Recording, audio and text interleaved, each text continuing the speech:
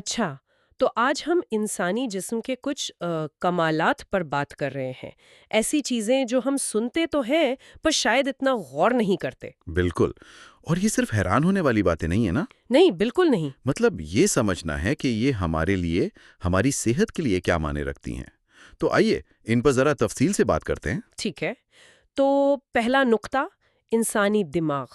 یہ بات کافی مشہور ہے کہ وہ دماغ بجلی بناتا ہے، اتنی کہ ایک چھوٹا بلب جل جائے۔ جی ہاں، یہ بالکل ٹھیک ہے۔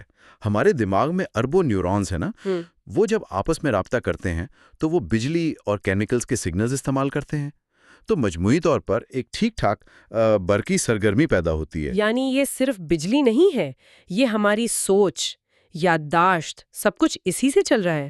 بالکل، یوں سمجھیں کہ یہ ایک بہت ہی پیچیدہ قسم کا کم وولٹیج والا حیاتیاتی کمپیوٹر ہے۔ واہ!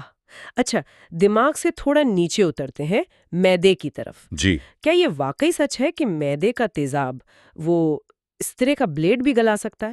جی، معدے میں ہائیڈروکلورک ایسڈ ہوتا ہے اور وہ کافی کافی طاقتور ہوتا ہے، اچھا، اتنا تیزابی کہ ہاں وہ دھات کو بھی تحلیل کر سکتا ہے۔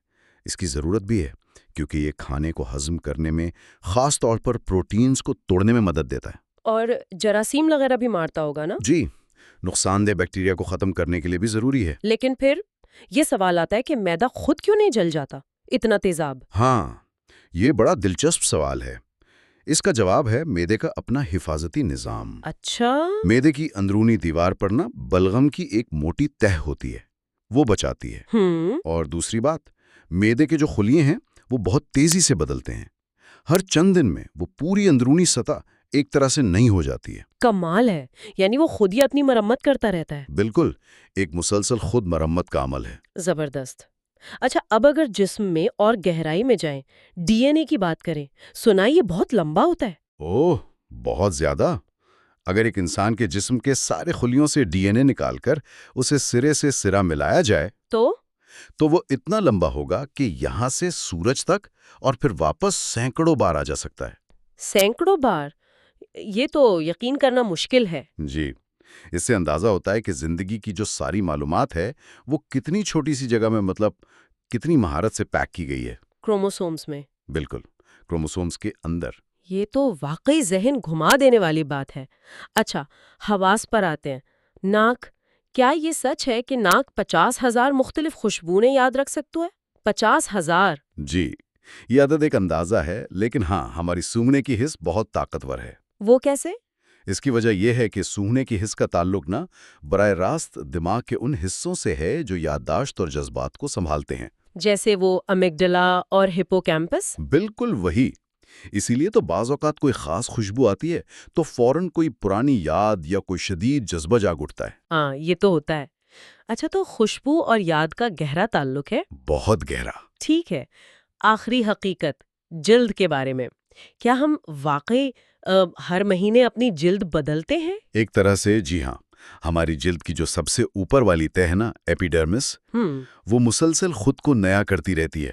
پرانے خلیے جھڑ جاتے ہیں اور ان کی جگہ نیچے سے نئے خلیے آ جاتے ہیں۔ اچھا، تو یہ کتنے عرصے میں ہوتا ہے؟ یہ پورا چکر تقریباً آپ کہہ لیں 27 سے 30 دن میں مکمل ہوتا ہے۔ تو مطلب زندگی بھر میں ہم کافی ساری جلد جھاڑ دیتے ہوں گے؟ جی ہاں، کئی کلو گرام۔ یہ عمل بہت ضروری ہے کیونکہ جلد ہمارا پہلا دفاعی حصار ہے۔ اس کا تازہ رہنا ہمیں محفوظ رکھتا ہے۔ گویا ہم مسلسل خود کو تازہ کرتے رہتے ہیں۔ یہ سب جان کر تو جسم واقعی ایک مشین سے زیادہ معجزہ لگتا ہے۔ یقیناً، اور یہ جو 5 حقائق ہم نے دیکھے، یہ تو صرف ایک جھلک ہے۔ یہ یاد دلاتے ہیں کہ انسانی جسم کتنا پیچیدہ، کتنا مؤثر اور خود کو برقرار رکھنے والا نظام ہے۔ صحیح۔ یہ سمجھنا کہ یہ سب کیسے کام کرتا ہے، ہمیں اپنی صحت کا خیال رکھنے اور وہ جو میڈیکل سائنس میں ترقی ہو رہی ہے اسے سراہنے میں مدد دیتا ہے۔ بالکل، اور یہ تو صرف چند مثالیں تھیں، ابھی نہ جانے کیا کچھ ہوگا۔ ہاں، ابھی بہت کچھ ہے۔ تو آخر میں ایک سوال ذہن میں آتا ہے، جسم کی یہ جو خود مرمت اور تجدید کی صلاحیت ہے، جیسے جلد میں یا معدے کی دیوار میں، اس سے مستقبل میں طب، خاص طور پر وہ جو ری جنریٹیو میڈیسن ہے، اعضاء کی